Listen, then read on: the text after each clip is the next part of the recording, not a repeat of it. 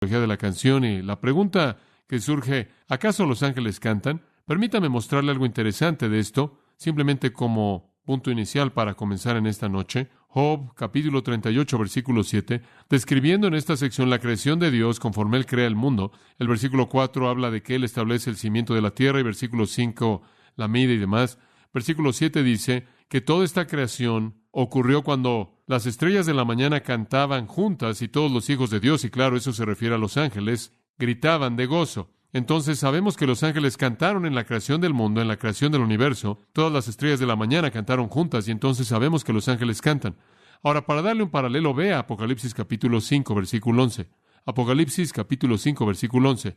Y vi y oí la voz de muchos ángeles que rodeaban el trono y las criaturas vivientes y los ancianos, y el número de ellos era 10,000 veces 10,000 y miles de miles, diciendo a gran voz, digno es el Cordero, y aquí están los ángeles clamando, digno es el Cordero. Ahora la pregunta es, están cantando, versículo 9, retroceda, y cantaban un cántico nuevo. Las 4 criaturas vivientes, quienes son ángeles, y los 24 ancianos, creo que son representantes de la iglesia, y parecen unirse al resto de los ángeles en ese cántico nuevo. Entonces sí, subraya esto, los ángeles son vistos cantando 2 veces en la Biblia, una vez en la creación del mundo, una vez más en el regreso de Jesucristo. ¿Sabe lo que es interesante en particular acerca de esto? Que no hay un registro de que ellos vuelven a cantar entre esas 2 cosas. Parece como si inmediatamente después de que Dios hizo el mundo y el hombre cayó, los ángeles perdieron su canción. Y lo que restaurará la canción de los ángeles es el regreso de Jesucristo y volverán a cantar. Ahora, mientras tanto, mientras que no están cantando, están muy ocupados haciendo otras cosas.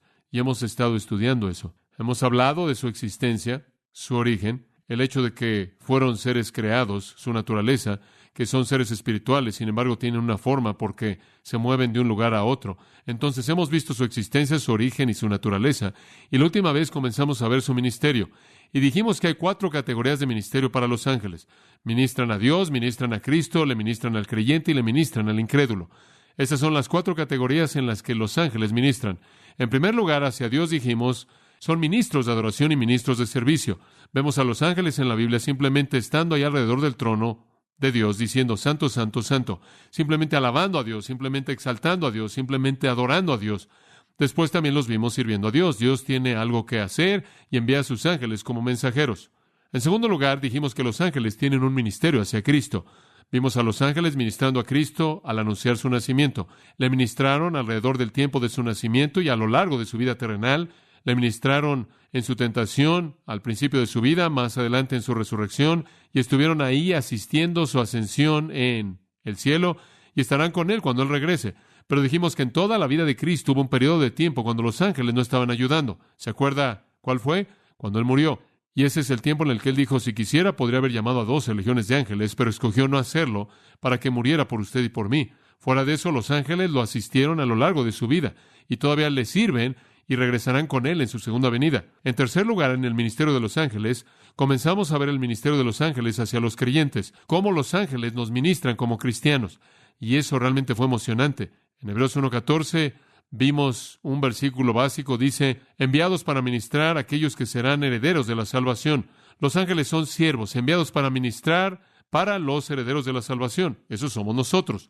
Los ángeles tienen como su ministerio cuidar de los cristianos. Ahora, ese sería un trabajo de tiempo completo, no hay duda al respecto. Dios tiene a algunos de ellos ocupados en cuidar de nosotros.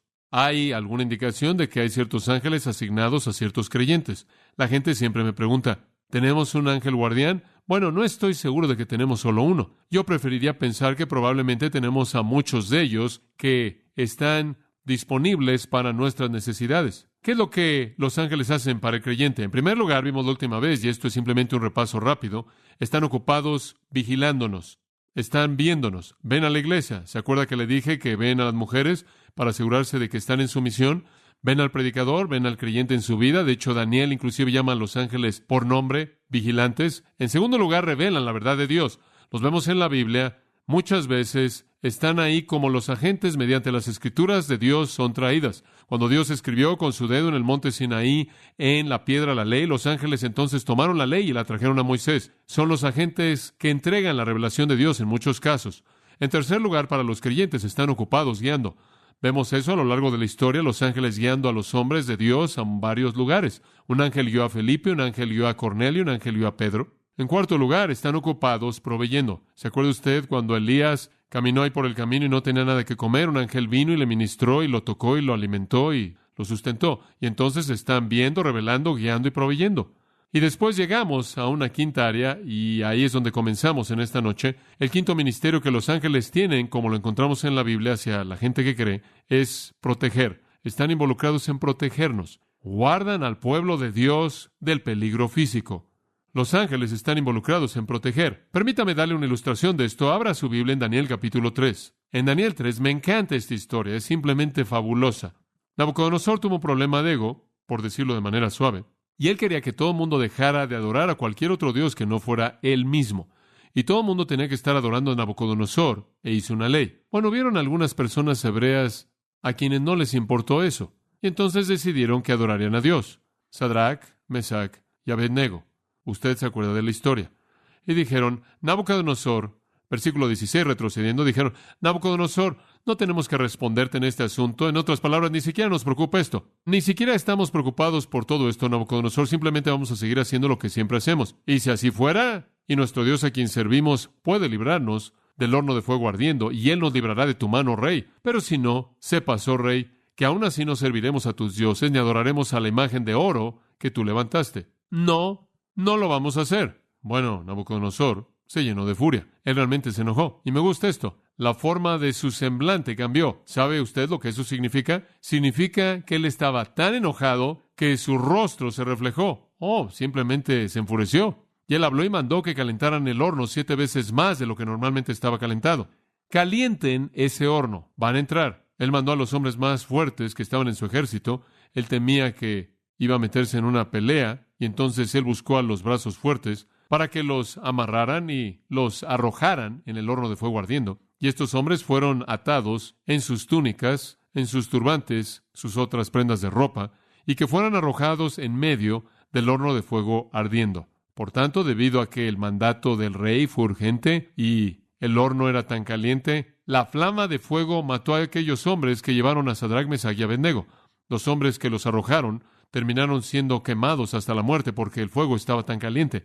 Y los 3 hombres, Sadrach, Mesach y Abednego, cayeron amarrados en medio del horno de fuego ardiendo. Los otros hombres no están ardiendo y simplemente están ahí. Nabucodonosor el rey estaba sorprendido y se levantó rápidamente y habló y le dijo a sus consejeros, ¿acaso no arrojamos a 3 hombres amarrados en medio del fuego? Respondieron y le dijeron a él, Rey, es verdad, oh rey, tiene razón, 3. Él respondió y dijo, he aquí, ve a 4 hombres sueltos caminando en medio del fuego y no están siendo lastimados. Y la forma del cuarto es como un hijo de los dioses. Bueno, Nabucodonosor estaba en shock, tanto que en el versículo 26 dice, Nabucodonosor se acercó a la boca del horno de fuego ardiendo y habló y dijo, Sadrach, Mesach, Abednego, siervos del Dios Altísimo, salgan de ahí y vengan aquí. Entonces Sadrach, Mesach y Abednego salieron de en medio del fuego. Es maravilloso, ¿no es cierto? Y los príncipes, y los gobernadores, y los capitanes, y los consejeros del rey, congregados, vieron estos hombres sobre cuyos cuerpos el fuego no tuvo poder. Ni siquiera un cabello de su cabeza se quemó, ni sus túnicas fueron cambiadas, ni el olor de fuego estaba sobre ellos. Absolutamente sin efecto alguno. No fueron afectados en absoluto. Y Nabucodonosor habló y dijo, bendito sea el Dios de Sadrach, Mesach y Abednego, quien envió a su ángel y libró a sus siervos que confiaron en él. ¿Sabe usted quién fue el cuarto? Algunos dicen que fue Jesucristo. Con toda certeza fue un ángel. Quizás el ángel de Jehová. Uno como el Hijo de los dioses, fue el comentario de los paganos. Un ángel los libró de en medio de un horno que quemó hasta la muerte a la gente que trató de arrojarlos ahí. Permítame mostrarle algo más. En Daniel 6, los ángeles estuvieron ocupados en la vida de Daniel y la de sus amigos. En esta ocasión es un rey diferente, Darío, quien tiene el mismo problema que Nabucodonosor tuvo. Él quería que todo el mundo lo adorara y su tipo de religión. Entonces, en el versículo 16 de Daniel 6 dice que llamaron a Daniel y lo trajeron y lo arrojaron al foso de los leones. Bueno, el rey mandó que hicieran eso. Ahora el rey le habló y le dijo a Daniel, tu Dios, a quien sirves continuamente, él te librará. ¿Sabe una cosa? Realmente creo que este rey quería mucho a Daniel. Y creo que realmente creía en el Dios de Daniel, y él le dijo, no te preocupes, Daniel, he oído la historia de tu Dios y se me ha reportado, y vas a estar bien, vas a entrar ahí y él te va a sacar. Ahora, eso es lo que se llama la fe de un pagano, ¿lo ve? Y una piedra fue traída y colocada en la boca del foso, y el rey la selló con su propio anillo, con el anillo de sus señores, con el propósito de que no fuera cambiado con respecto a Daniel. Y ahí él está en el foso. Y el rey regresó a su habitación en el palacio, versículo 18, y pasó la noche ayunando, no comió, ni le trajeron instrumentos de música, y se le fue el sueño. Él probablemente se estuvo preocupando toda la noche por Daniel y no durmió. Y el rey se levantó muy temprano por la mañana y se apresuró para llegar al foso de los leones. Y cuando él llegó al foso, él clamó con una voz de lamento a Daniel. Y el rey le habló y le dijo, oh, Daniel, siervo del Dios viviente, ¿acaso tu Dios a quien sirves continuamente te pudo librar de los leones? ¿Estás ahí, Daniel? Entonces Daniel le dijo al rey, oh rey, para siempre vive. Mi Dios envió, ¿a quién? A su ángel y cerró la boca de los leones y no me han lastimado. Hombre, esa es una historia fantástica, ¿no es cierto? ¿Cómo es que Dios protegió a Daniel? Al enviar un ángel, o ángeles en este caso, quizás. Los ángeles de Dios están ocupados en proteger a los creyentes. Observe Segundo de Reyes, capítulo 6. Y ya hicimos referencia a esto, creo, al principio de nuestro estudio, pero véalo otra vez. Segundo de Reyes 6, 8. El rey de Siria luchó contra Israel, ese es el versículo 8, y buscó consejo con sus siervos, diciendo, en tal y tal lugar estará mi campamento. Entonces hay una guerra entre Israel y Siria, simplemente queremos establecer eso. Versículo 14, él envió caballos y carros y una gran multitud, y vino de noche y rodeó la ciudad, y cuando el siervo del hombre de Dios se levantó de mañana, versículo 15, y salió, he aquí una multitud rodeó la ciudad, con caballos y carros, y su siervo le dijo, este es Eliseo. Oh, mi amo, ¿qué haremos? Obsérvanos, estamos rodeados por el enemigo, los sirios. Y él le dijo, no temas, los que están con nosotros son más de los que están con ellos. El siervo, en cierta manera, se rascó su cabeza. ¿Y qué quieres decir? Y Eliseo oró y dijo, Señor, oro porque abra sus ojos para que él vea. El Señor abrió los ojos del joven y él vio. ¿Qué vio? Que el monte estaba lleno de caballos y carros de fuego rodeando a Eliseo. Había un ejército angelical entero rodeándolos. ¿Sabe usted lo que ese ejército angelical hizo? Es interesante, versículo 18. Y cuando descendieron a él, Eliseo oró al Señor y le dijo, hiere a la gente, oro a ti, con ceguera. Y él los hirió con ceguera, según la palabra de Eliseo. Los ángeles aparentemente descendieron y los hirieron con ceguera. No sé si lo volvieron a hacer como en Sodoma, fuera cual fuera la manera en la que lo hicieron, pero aparentemente hicieron eso de manera frecuente. E hicieron que todos estuvieran ciegos y los sacaron hacia Samaria, en donde habrían estado sin esperanza alguna, fuera del territorio. Simplemente los sacaron marchando, totalmente ciegos, de regreso a Samaria. Y de nuevo Dios libró, Dios protegió a su pueblo. Dice usted, bueno, ¿qué hay acerca de esto en el Nuevo Testamento? ¿Tenemos alguna ilustración en el Nuevo Testamento de ángeles protegiendo al pueblo de Dios? Sí, no hay duda al respecto. En el capítulo 27 de Hechos. Ahora usted recuerda esto. Cuando lo estudiamos es un capítulo fantástico. Pablo va camino a Roma y él está en este barco, y en el versículo 14 de Hechos 27, pero no mucho después dio contra la nave un viento huracanado llamado Euroclidón. Ese es un viento temido en el Mediterráneo. Podríamos decir que viene del noreste. Y siendo arrebatada la nave y no pudiendo poner proa al viento, nos abandonamos a él y nos dejamos llevar. En otras palabras, dejaron el control y simplemente dejaron que el viento se llevara la nave. La dejaron en manos del viento. Y habiendo corrido a sotavento de una pequeña isla llamada Clauda, con dificultad pudimos recoger el esquife. En otras palabras, temían que iban a perder el barco salvavidas, el cual iba amarrado a la parte de atrás, y entonces trabajaron duro por aferrarse a él, y la tormenta estaba empeorando. Y una vez subido a bordo, finalmente subieron el barco salvavidas al barco grande para que no lo perdieran. Usaron de refuerzos para ceñir la nave. Lo que hicieron es que arrojaban cuerdas y rodeaban y aseguraban y apretaban para que literalmente se apretaran las partes de madera para que el barco entero no se destruyera. Y teniendo temor, versículo 17, de dar en la Sirte. La Sirte era un cementerio de barcos en la costa de África del Norte. Como puede ver, aquí estaban en la parte norte del Mediterráneo, y este viento del noreste viene azotándolos, Euroclidón, el viento más temido, está empujándolos exactamente hacia el cementerio de barcos que está ahí en la parte norte de la costa de África y están tratando de resistir. Arriaron las velas, literalmente significa que bajaron los instrumentos, bajaron todo y simplemente fueron llevados por el viento y quedaron a la deriva. Pero siendo combatidos por una furiosa tempestad, al siguiente día empezaron a lijar, empezaron a aventar el cargamento. Y al tercer día, con nuestras propias manos, arrojamos los aparejos de la nave. Y no apareciendo ni sol ni estrellas por muchos días, y acosados por una tempestad no pequeña, ya habíamos perdido toda esperanza de salvarnos. En la oscuridad, como puede ver, sin sol ni estrellas, no había manera de navegar. Y siendo llevados por una tempestad como esta,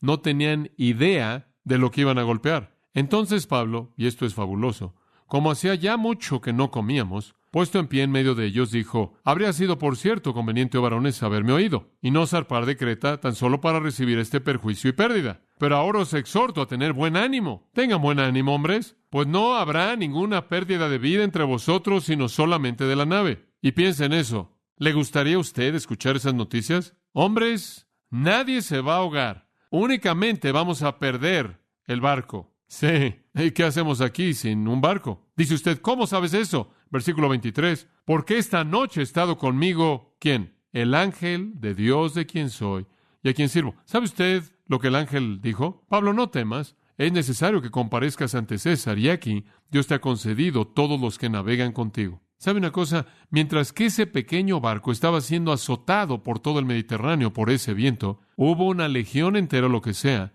de ángeles aferrándose a todo mundo y a todo. Dios había enviado a sus ángeles. La historia increíble continúa para mostrar cómo llegaron a un lugar maravilloso. No podían creerlo. En lugar de ser llevados al sur, de hecho, fueron llevados hacia su destino. Y llegaron, el barco entero se desintegró en las rocas, todo el mundo cayó en las olas, y poco tiempo después, conforme comenzaron a llegar a la costa y revisaron, cada persona estaba ahí, pero el barco fue destruido de manera total, tal como el ángel había dicho. Los ángeles de Dios se encargan de proteger al pueblo de Dios. Una persona me estaba diciendo que en una ocasión estaban manejando por la autopista y de pronto estaban muy cansados y de pronto despertaron con un movimiento brusco y se hallaron a sí mismos estacionados ahí al lado de la autopista. Y la explicación fue: no sé cómo sucedió. Me quedé dormido detrás del volante. Lo último que supe es que estaba manejando por el carril de alta velocidad. Y después, lo que supimos,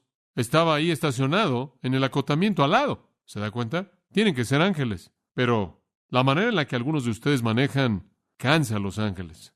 No sirve de nada preocuparlos sin necesidad. Ellos protegen. ¿Sabe una cosa? Yo pienso en eso en referencia a mis hijos. ¿Usted no? Cuando me doy cuenta de que Dios tiene a sus ángeles cuidando de ellos, no me preocupo por ellos tanto, porque esos ángeles pueden hacer cosas que yo no podría hacer si yo estuviera ahí. Y cuando pienso en esa experiencia que les conté del avión recientemente, me pregunto si los ángeles no estuvieron debajo de esas alas cuidando eso. Muy bien, permítame llevarlo a un sexto pensamiento, y en cierta manera es lo mismo, pero a un grado diferente. Los ángeles también libran a los creyentes, y eso no es solo prevenir problemas, sino sacarlo del problema. Librar. Me encanta la historia de Hechos 5, una de mis historias favoritas en toda la Biblia, porque es de nuevo la evidencia del cuidado de Dios de su pueblo. Bueno, como puede ver, lo que sucede es que la primera iglesia está predicando, está creciendo y la comunidad judía de líderes está enojándose mucho por la iglesia. En el versículo 17, el sumo sacerdote, probablemente Caifás, se levantó y todos los que estaban con él, la cual es la secta de los saduceos, eran los ricos, y estaban llenos de celos. Hombre, estaban realmente enojados por el crecimiento de esta nueva secta, el cristianismo. Estaban realmente enojados y pusieron sus manos sobre los apóstoles. Y como os he dicho antes, no fue para ordenarlos, créame. Pusieron sus manos sobre los apóstoles y los metieron en la prisión en común. Los arrojaron en la cárcel, en la prisión pública que estaba diseñada para criminales. Ahora, lo que me encanta de esto es el siguiente versículo. Pero un ángel del Señor, de noche, abrió las puertas de la cárcel y los sacó y dijo: id, pónganse de pie y hablen en el templo al pueblo todas las palabras de esta vida. Como puede ver, lo que es tan interesante de eso es que los saduceos fueron los que negaban a los ángeles. Y Dios, simplemente como si dijera: miren estos saduceos, envió un ángel para dejarlos salir después de que los saduceos los habían metido. Y esto en cierta manera es bueno, dice. Y cuando oyeron eso, fueron al templo temprano por la mañana y enseñaron. Pero el sumo sacerdote vino y todos los que estaban con él y reunieron al concilio y todo el senado de los hijos de Israel y enviaron a la prisión para que trajeran a los prisioneros. No saben que ya están en el templo predicando. Cuando los oficiales vinieron, no los encontraron en la prisión y regresaron y les dijeron diciendo, verdaderamente encontramos la cárcel cerrada, con toda seguridad. Esta es una buena prisión. Fuimos ahí y todo cerrado. Y los guardias estaban afuera, delante de las puertas. Hombre, los guardias estaban ahí. Y todo está cerrado, seguro. El único problema es que no encontramos a ningún hombre adentro. ¿Cómo se salieron? Sí, el ángel los dejó salir. Los ángeles de Dios están involucrados en librar a su pueblo. Es emocionante saber eso. Usted nunca se puede meter en una situación en la que Dios no lo puede sacar, si eso es lo que Él escoge hacer. Es emocionante. ¿Sabe una cosa? Eso realmente debería darle valentía a un misionero. El ir a algún lugar en donde él quizás tiene un poco de miedo y se da cuenta de que si me meto en algún tipo de problema aquí y Dios me quiere sacar del problema, Dios tiene a todos sus ángeles a su disposición y me puede sacar. Ahora aquí está Pedro en Hechos 12, vea y él está de nuevo en la cárcel por predicar. Hechos 12:5, la persecución está empeorando. Han matado a Jacobo, el hermano de Juan, y ahora Pedro está en la cárcel y están orando por él. Versículo 6. Y cuando Herodes quiso traerlo, Herodes lo iba a sacar al día siguiente, probablemente para matarlo. En la misma noche, Pedro estaba durmiendo entre dos soldados, atado con dos cadenas, y los vigilantes delante de la puerta guardando la prisión. Ahora entiende esto. Él está en una prisión de máxima seguridad. Él está dentro de la prisión. Hay guardias afuera de la puerta de su celda, y adentro él está encadenado a dos guardias, uno en cada brazo. Eso es seguridad. Observe, y aquí un ángel del Señor vino y una luz brilló en la prisión y él tocó a Pedro en su costado, lo levantó diciendo, levántate rápidamente, y sus cadenas se cayeron de sus manos. Los dos hombres están ahí profundamente dormidos. El ángel simplemente lo toca. Las cadenas se cayeron y el ángel dijo, cíñete y amárrate las sandalias. Ponte tu cinto y ponte tu calzado, Pedro, nos vamos. Y entonces lo hizo.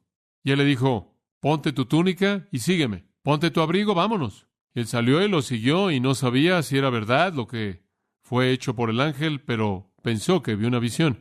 Él esperaba despertarse en cualquier momento y estar allá acostado, todavía encadenado estos dos hombres. Él aún no se había dado cuenta de que era verdad. Y cuando pasaron la primera y la segunda guardia y llegaron a la puerta de hierro que lleva a la ciudad, la cual se les abrió por sí misma, y salieron y pasaron por una calle, inmediatamente el ángel partió de él. Y Pedro volvió en sí mismo.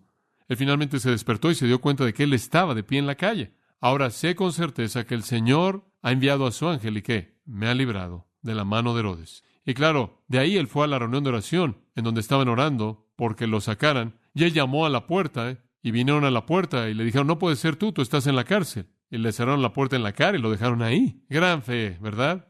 Como puede ver, uno de los ministerios de los ángeles es la liberación del pueblo de Dios.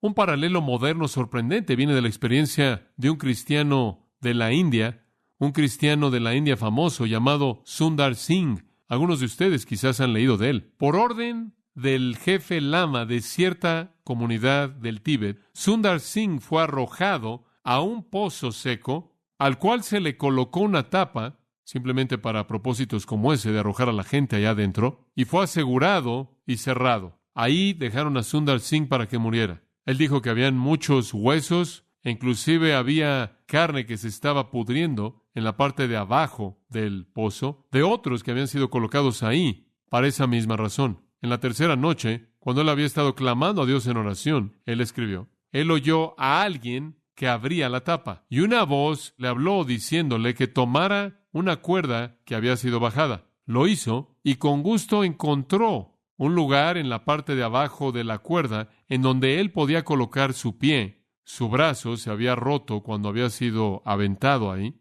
Él entonces fue jalado fuertemente. La tapa fue reemplazada y sellada de nuevo. Y cuando él buscó a su alrededor en la oscuridad para agradecerle al que lo rescató, no había nadie. Cuando vino la mañana, Singh regresó a la ciudad en la que él había sido arrestado y comenzó a predicar otra vez.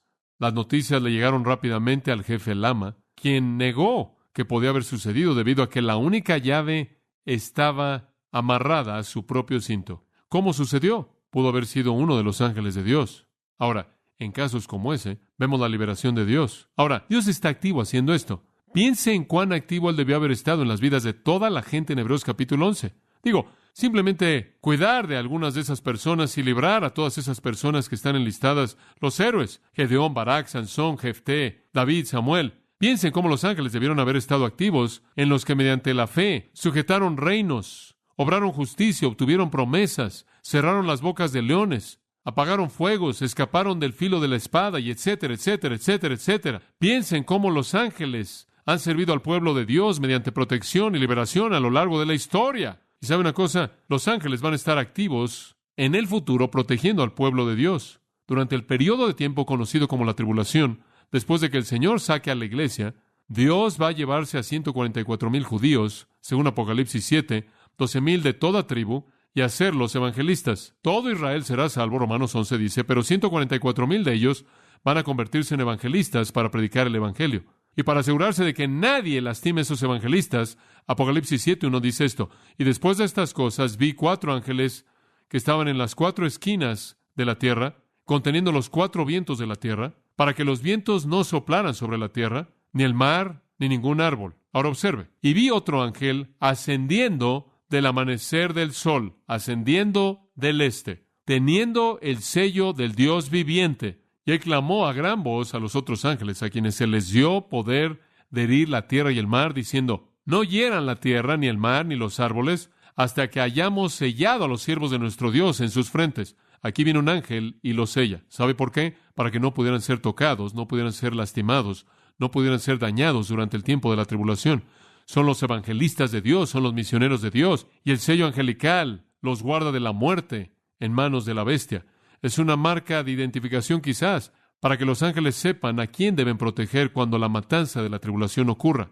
Hace un momento Pablo le citó esa designación hermosa en Isaías 63:9, la cual describe cómo los ángeles ayudaron en la liberación de Israel al salir de Egipto.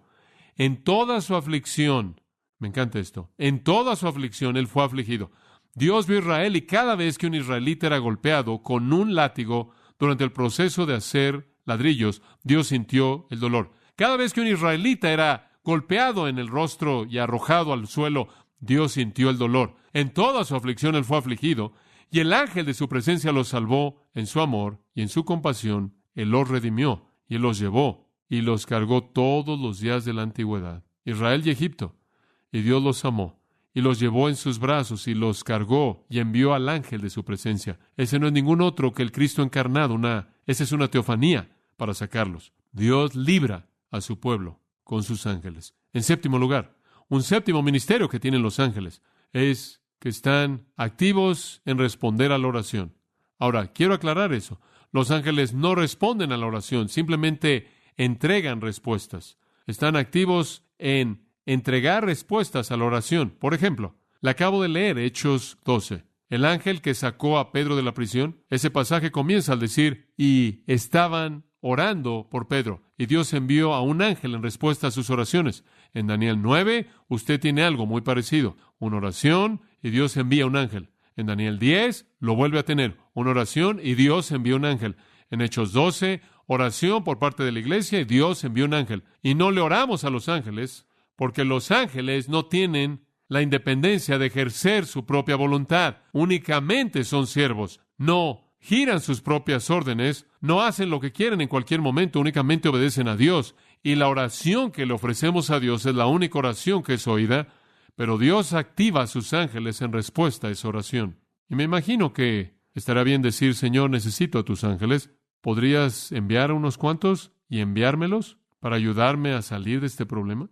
Dios respondió a la oración de Sundar Singh, quien oró durante 3 noches, y es muy probable que un ángel lo libró. Entonces, ¿qué hacen los ángeles para los creyentes? Observan, revelan la verdad de Dios, guían, proveen, protegen, liberan y entregan respuestas a la oración. Permítame darle una última. Otra cosa que los ángeles hacen por los creyentes es que cuidan de ellos en su muerte, sirven en su muerte. Y en cierta manera hicimos referencia a esto la semana pasada, ¿no es cierto? Los ángeles están ocupados cuando usted muere. El reverendo William Kendall murió el 1 de febrero de 1858. Este día mismo, el aniversario de su muerte. Él murió con estas palabras para su familia: Bueno, el cielo ha descendido a la tierra. Veo a los ángeles, están volando por toda la casa.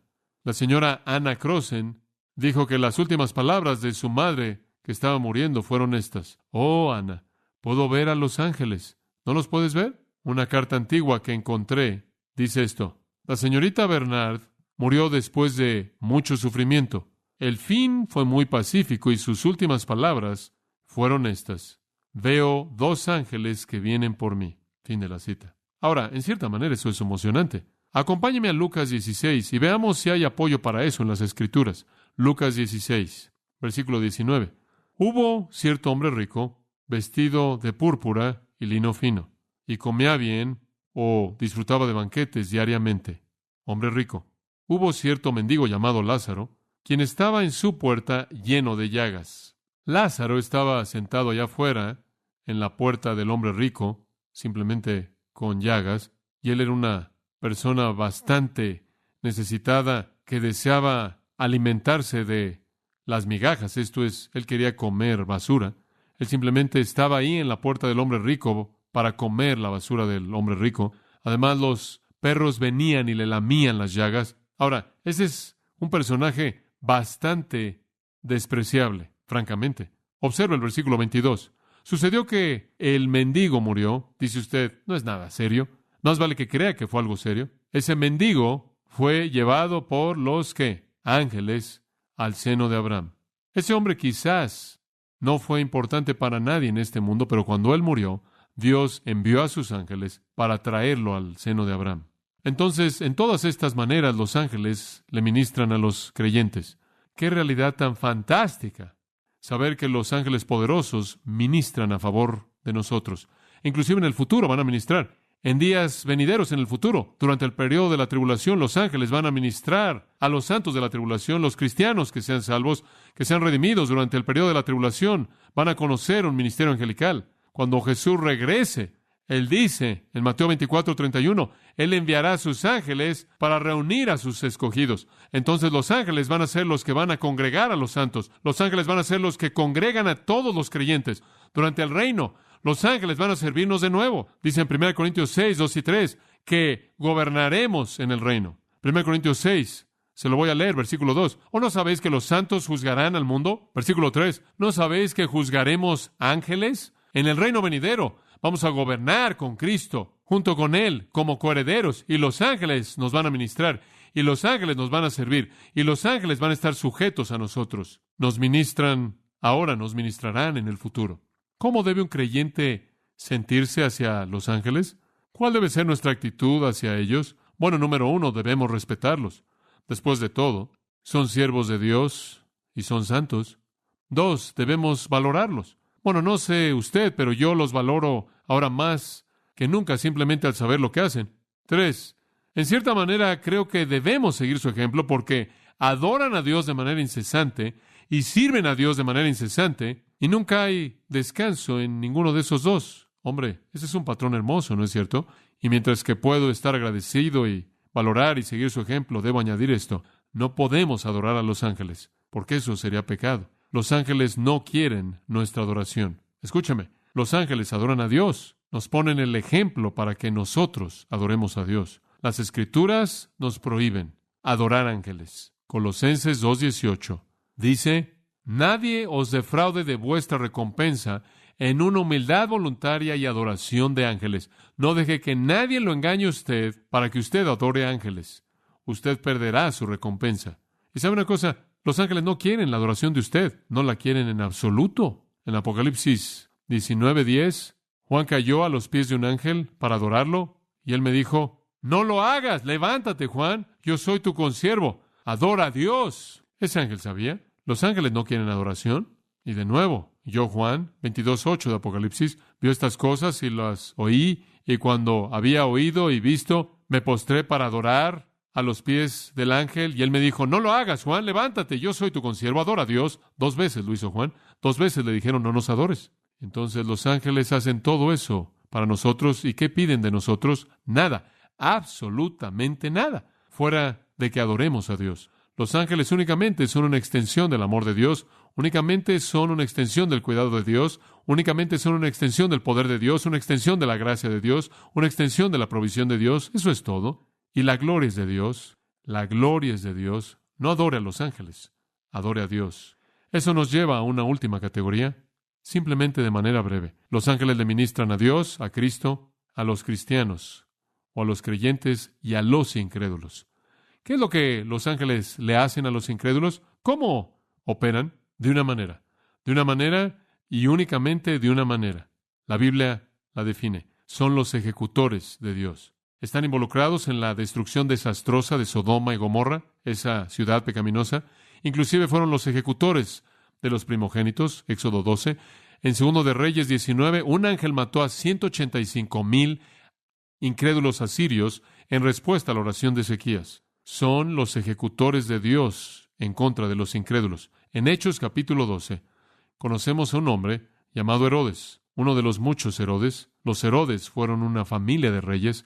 Y Herodes, él estaba tan orgulloso de sí mismo que él estableció un día Herodes. Este fue un día nacional para Herodes y él iba a recibir su gloria. Y él no estaba contento con lo que estaba pasando políticamente y entonces había algo de política en esto. Entonces, versículo 21, realmente debería ser de César, el día de conmemoración de Claudio César, pero él lo convirtió en el día de Herodes. Y cierto día, Herodes, vestido de púrpura real, de hecho, si usted lee a Josefo, el historiador, él dice que él estaba vestido de plata, él tenía púrpura real puesto y después encima de eso tenía una túnica de plata hecha de plata real. Digo, realmente estaba vestido para matar. Él se sentó en su trono y les arengó, esto les dio un discurso. Él realmente habló fila tras fila en el anfiteatro ahí en Cesarea, ahí junto al mar, remanentes del cual todavía existen, fila tras fila de gente que estaba gritándole, reconociéndolo, conforme Herodes se levantó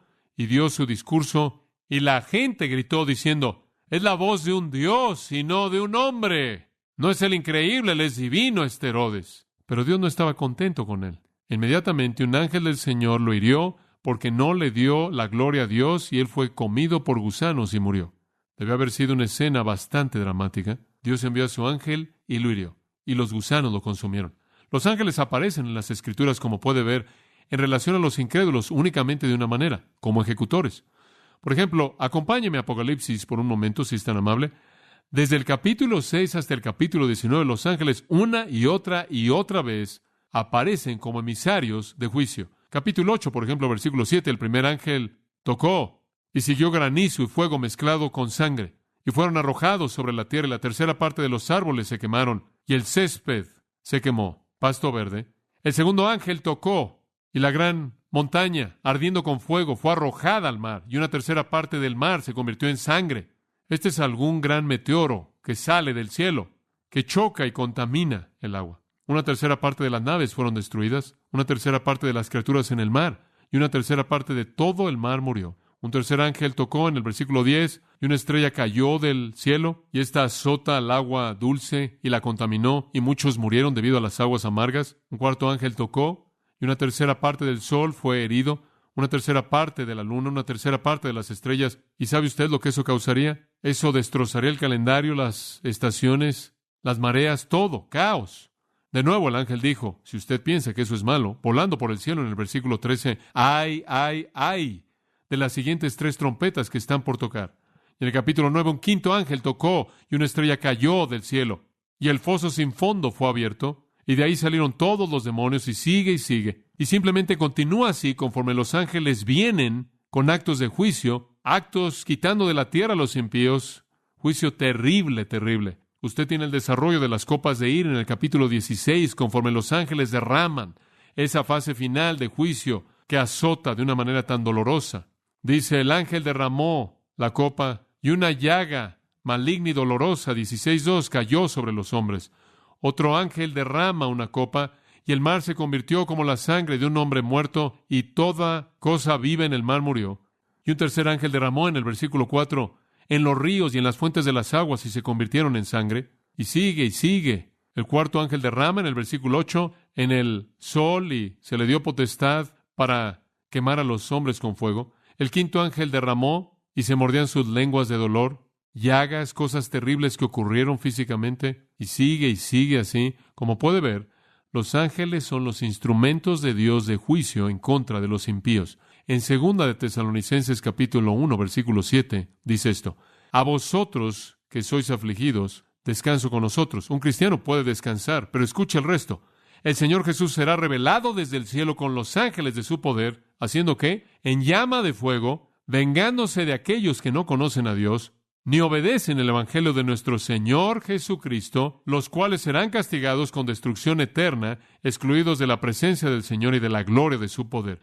Está por venir un día cuando Jesucristo va a ser revelado desde el cielo con sus ángeles poderosos en llama de fuego, vengándose. Los ángeles son instrumentos de la ira de Dios y su juicio. Así un incrédulo, esto es lo que los ángeles hacen. Los ángeles no guían a los incrédulos, no los protegen, no los libran, no los cuidan, no los ven, no los libran en la muerte a la presencia de Dios, no son enviados con oraciones respondidas. Lo único que hacen es esperar hasta el momento en el que son enviados para cumplir con juicio. En Mateo 13:41, el Hijo del Hombre enviará a sus ángeles y reunirán de su reino a todas las cosas que los ofenden y a los que hacen iniquidad, y los arrojarán a un horno de fuego. Ahí será el lloro y el crujir de dientes. Eso es lo que los ángeles hacen. Son los ejecutores de Dios en contra de los impíos, aquellos que rechazan al hermoso Señor Jesucristo. En Mateo, capítulo 25, versículo 41, entonces Él también le dirá a los de su izquierda, esos son los incrédulos: apartaos de mí, malditos, al fuego eterno, preparado para el diablo y sus ángeles. Y van a pasar su eternidad con los ángeles caídos, aquellos que se rebelaron en contra de Dios. Y este juicio va a ser ejecutado, según el versículo 31, por el Hijo del Hombre y todos sus ángeles santos. Y de nuevo los vemos en la función de ejecución. Es algo trágico pensar en las opciones que uno tiene, que o usted recibe el ministerio de los ángeles, que es dado a los creyentes, o el ministerio de los ángeles para incrédulos. Tarde o temprano, toda persona recibirá la atención de los ángeles. Eso es correcto. Y cada uno de nosotros escoge qué ministerio recibiremos: el cuidado de los ángeles o la ejecución. Si usted escoge a Jesucristo y cree en Él y lo recibe como su Salvador, los ángeles son de usted para cuidar, revelar, guiar, proteger, proveer, librar, traer respuestas de oración y llevarlo al cielo. Si usted escoge rechazar a Jesucristo, lo arrojarán al infierno. Son los ejecutores de Dios. Dice usted, bueno, si los ángeles tuvieran una alternativa, ¿qué preferirían hacer? Creo que eso es fácil. Observe Lucas 15. No creo que a los ángeles les guste el ministerio de juicio en absoluto. Escuche Lucas 15:8. ¿Qué mujer, teniendo 10 piezas de plata, si pierde una, no enciende una lámpara y barre la casa y busca diligentemente hasta que la encuentre? ¿Qué mujer no la buscaría? Y cuando ella la encuentra, ella llama a sus amigos y a sus vecinos y les dice: regocijaos conmigo porque he encontrado la pieza que perdí. De la misma manera, versículo 10, observe: os digo que hay gozo en la presencia ¿de quién? De los ángeles de Dios. ¿Por qué? Por un pecador que se arrepiente. ¿Qué preferirían hacer los ángeles? ¿Preferirían cuidar de usted o ser el ejecutor de Dios? Eso es fácil. Hay gozo en la presencia de los ángeles de Dios por un pecador que se arrepiente. Oremos. Padre, hemos visto tanto en un Phantom thoughts, chasing fears they never knew. Where do we go from here? In a world so unclear, voices call from the abyss. Is there something we miss? Synthesizers brief inside, heartbeat in electric hum. Fragments of a shattered mind, rhythms start to spirits numb. In the silence, can you hear harmony with every tear? Symphony of restless souls, an eternal burning cause. Where do we go from here? In a world so unclear, voices call from the abyss. Is there something we miss? City lights start to fade away, sun peeks through the hazy sky. A chance to break the endless chase, a moment for a single sigh. Maybe this is where we start, a brand new map within our hearts. The whispers turn to guiding stars, embrace what truly scars. From the ashes we can rise, find the strength within our eyes, united in our silent plea. There's beauty in the things we see. This is where we go from here, through a world that can be clear. Listen to the whispers rise, we'll find what we all despise. Flowing through the streets no more, leaving futures to